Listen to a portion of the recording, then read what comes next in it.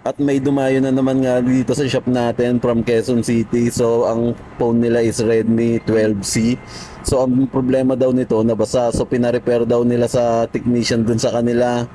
Pero hindi nagawa. So tingnan nyo naman ang nangyari. Halos lahat ng cover sa motherboard tinanggal. Tapos halos lahat ng pyesa ininitan niya. So ako nagulat ako nung pagbukas ko dito sa cellphone na to kasi parang minarder ang dating sa akin eh.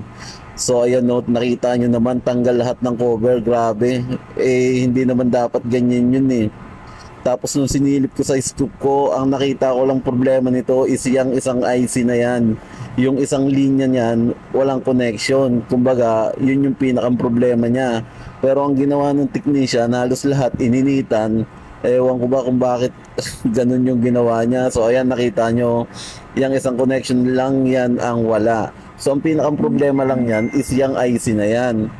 So kaya ang gagawin natin dyan, syempre, papalitan lang natin yan. Ganun lang kasimple, hindi na niya kailangan pakialaman yung ano, yung ibang parts.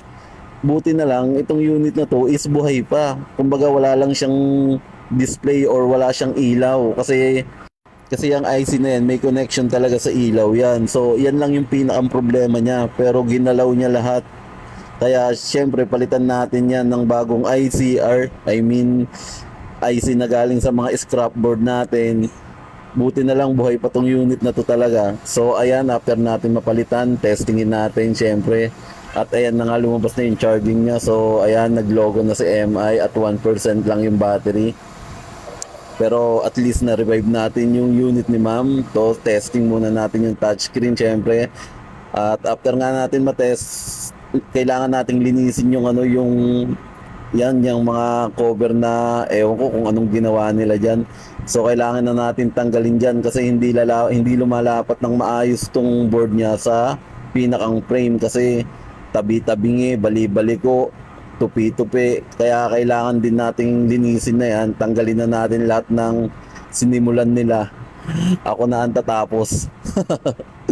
Pero hindi, kailangan talaga nating linisin to kasi para maganda yung pagkalapat sa pinakang middle frame ng unit na to. So ayan, tanggalin na natin. At kanina ko pa pala tinatanggal. Grabe ang sinapit nitong unit na to. Pero buti na lang nagawan pa talaga ng paraan.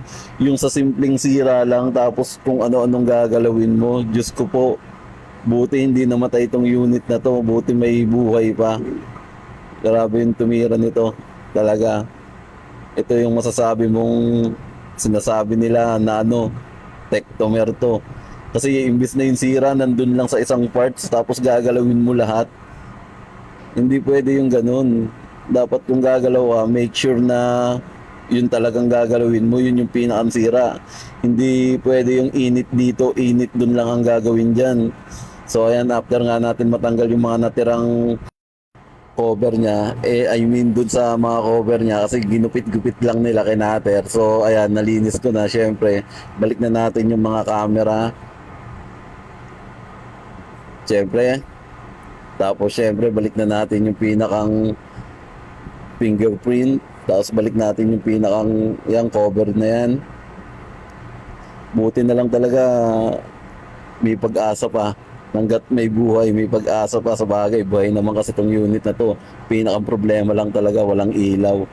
So ayan, after nga natin mabalik, tornilyo natin syempre. Kaya shoutout sa'yo, shoutout sa gumawa nito. Grabe ka dong. Anong ginawa mo sa cellphone na to dong?